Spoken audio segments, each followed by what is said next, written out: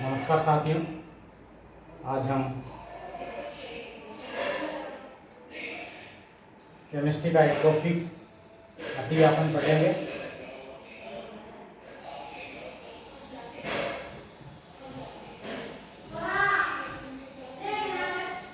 अतिव्यापन, overlapping,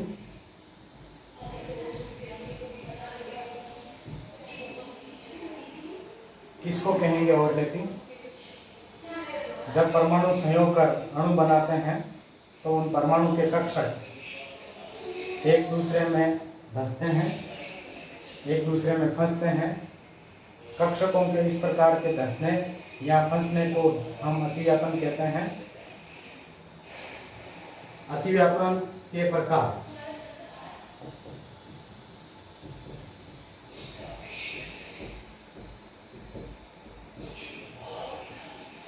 अतिव्यापन के कितने प्रकार हैं?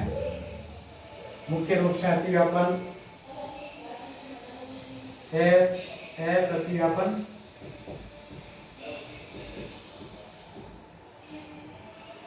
सेकेंड एस पी अतिव्यापन, थर्ड पी पी अक्षीय अतिव्यापन और पी पी समपार्श्वीय अतिव्यापन। चार प्रकार के अतिव्यापन हैं। वैसे आगे डी पाई अतिव्यापन और भी हैं। सबसे पहले हम लेते हैं एस अतिव्यापन। किसको कहेंगे एस अतिव्यापन? उदाहरण से समझते हैं। जैसे H2 का बनना। H2 बनने में H परमाणु का 1s कक्षक दूसरे H परमाणु का 1s कक्षक आपस में मिलते हैं। ये हाइड्रोजन परमाणु, इसका नाभिक और ये इसका S कक्षक। दूसरे हाइड्रोजन परमाणु का ये नाभिक और ये इसका 1s कक्षक आपस में जब संयोग करते हैं तो ये दोनों एक दूसरे की ओर इस प्रकार से आकर्षित होते हैं। इन इलेक्ट्रॉन को ये नाभिक इन इलेक्ट्रॉन को ये नाभिक आकर्षित करता है, जिसके कारण ये एक दूसरे में इस प्रकार से फंस जाते हैं और इस प्रकार से इन कक्षकों के फंसने के कारण इस हाइड्रोजन परमाणु व इस हाइड्रोजन परमाणु के बीच बंध बनता है, जिसको हम सिग्मा बंध कहेंगे। और इस बंध के बनने का कारण ये दोनों कक्षकों का आपस में धंसना है। ये S कक्षक, ये X कक्षक, इसलिए ये एस अतिव्यापन है। एस अतिव्यापन में S कक्षक गोलाकार है, ये S कक्षक गोलाकार है। किसी प्रकार का इनमें दिशात्मक गुण नहीं है, अतः एस अतिव्यापन में भी दिशात्मक गुण नहीं है। किसी भी साइड से ये अतिव्यापन हो सकता है।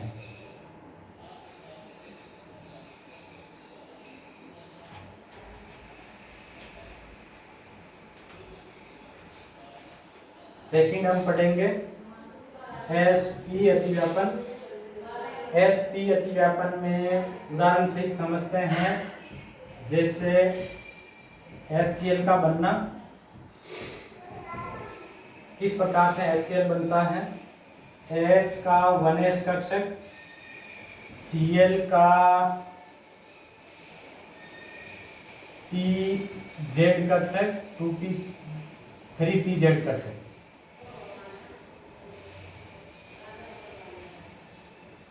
P कक्षक की आकृति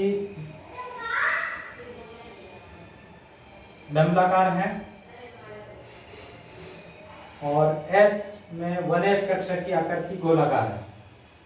ये नाभिक, ये 1s कक्षक हाइड्रोजन परमाणु का, ये इसकी इलेक्ट्रॉन डेंसिटी प्लस में ये Cl परमाणु का 3pZ कक्षक और ये इसकी आकृति P कक्षक की आकृति इस प्रकार से डंबल नुमा है। ये इलेक्ट्रॉन डेंसिटी है।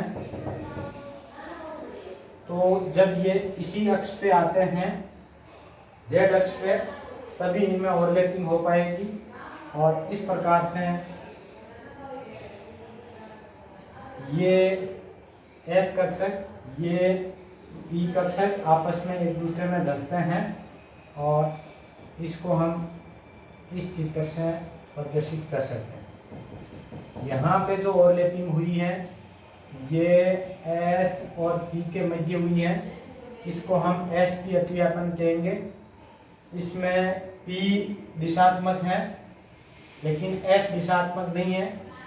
इस प्रकार से सिग्मा बॉन्ड बनेगा। अंतर्नाभिकीय क्षेत्र में इलेक्ट्रॉन डेंसिटी बढ़ रही है, यहाँ इलेक्ट्रॉन डेंसिटी बढ़ी है और इसी को आप सिग्मा बॉन्ड बनना कहेंगे और इसको हम SP अतिव्यापन कहेंगे।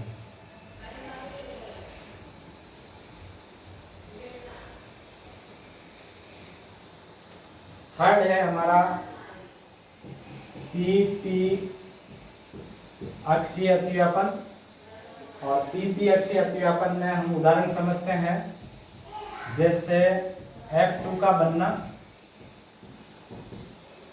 F2 के बनने में F का इलेक्ट्रॉनिक कॉन्फ़िगरेशन जब लिखते हैं तो अंतिम जो 2pZ कक्षक है उसमें युग्मित इलेक्ट्रॉन है। जैसे P में इस प्रकार का इलेक्ट्रॉनिक कॉन्फ़िगरेशन आएगा तो ये यहाँ पे अंतिम इलेक्ट्रॉन जो है वो 2pZ में है, युग्मित इलेक्ट्रॉन है। तो इसके 2pZ में युग्मित इलेक्ट्रॉन, दूसरे वाले F में भी अंतिम 2pZ में युग्मित इलेक्ट्रॉन है। तो दोनों P कक्षक, F का P कक्षक डंबलाकार, इसी प्रकार से दूसरे F का P कक्षक वो भी डंबलाकार, और ये एक दूसरे की ओर Z अक्ष पे आते हैं। इस अक्ष को हम Z अक्ष कहेंगे। 2pZ Z अक्ष पे स्थित है तो ये आपस में एक दूसरे में फंसेंगे और इस प्रकार से अतिव्यापन होगा।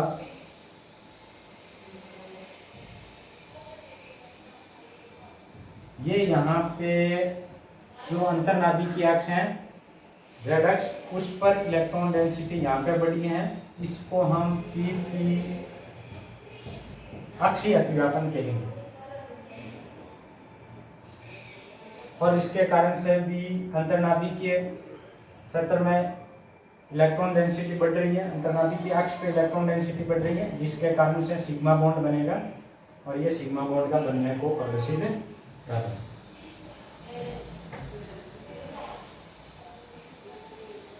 अगला अतिव्यापन हम पढ़ते हैं PP समपार्श्वीय या पैरेलल,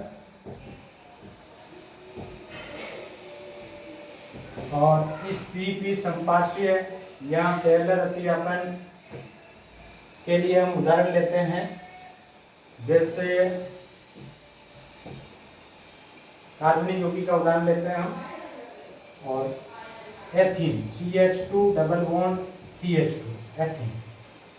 इस एथीन में कार्बन का हाइब्रिडाइजेशन होता है कक्षकों का और sp2 संकरण होगा, और sp2 संकरण के कारण ये 3 sp2 संकरित कक्षक बनेंगे और 3 sp2 संकरित कक्षक में से ये यहाँ पे sp2 ओवरलैपिंग हो जाएगी, सिग्मा बॉन्ड बन जाएगा। यहाँ पे S और sp2 ओवरलैपिंग हो जाएगी, यहाँ पे S और sp2 ओवरलैपिंग हो जाएगी, यहाँ पर sp2 और s हो जाएगी, यहाँ पर भी sp2 और s, ये हाइड्रोजन है। तो CH2 इस प्रकार से सिग्मा बॉन्ड का जो स्ट्रक्चर है वो ऐसा बना है। अब कार्बन के पास में एक sp2 संकरण होने के बाद में एक असंकरित कक्षक बचता है जिसमें एक एमिट इलेक्ट्रॉन है। ये दोनों कक्षक इस प्रकार से ये 120 डिग्री के एंगल पे, ये 120 डिग्री एंगल पे है। ये कक्षक और ये कक्षक इस प्रकार से स्थित है, एक दूसरे के समानांतर है। इनको हम तल के लंबवत मान सकते हैं, ऐसे इसको मान लीजिए। ये तल की आपकी ओर है और ये तल के पीछे। तो जब ये पैरेलल होते हैं तो इन दोनों के बीच में हल्की ओवरलैपिंग होती है ऊपर, और इन दोनों के बीच में हल्की ओवरलैपिंग होती है। ये ओवरलैपिंग समानांतर ओवरलैपिंग है, दो जगह अतिव्यापन बंट गया है। और यहाँ ये जो अतिव्यापन है इसको हम PP समपार्श्वीय कहेंगे, PP पैरेलल। और इसके कारण से इलेक्ट्रॉन डेंसिटी इस नाभिक पे नहीं आकर के नाभिक के ऊपर में नीचे आ रही है, तो इसके कारण से कमजोर बॉन्ड बनेगा और ये आपका पाई बॉन्ड बनेगा, पाई। इस प्रकार से कार्बनिक यौगिकों में हम जो ये अतिव्यापन मुख्य रूप से 4 प्रकार के पढ़ते हैं। Thank you.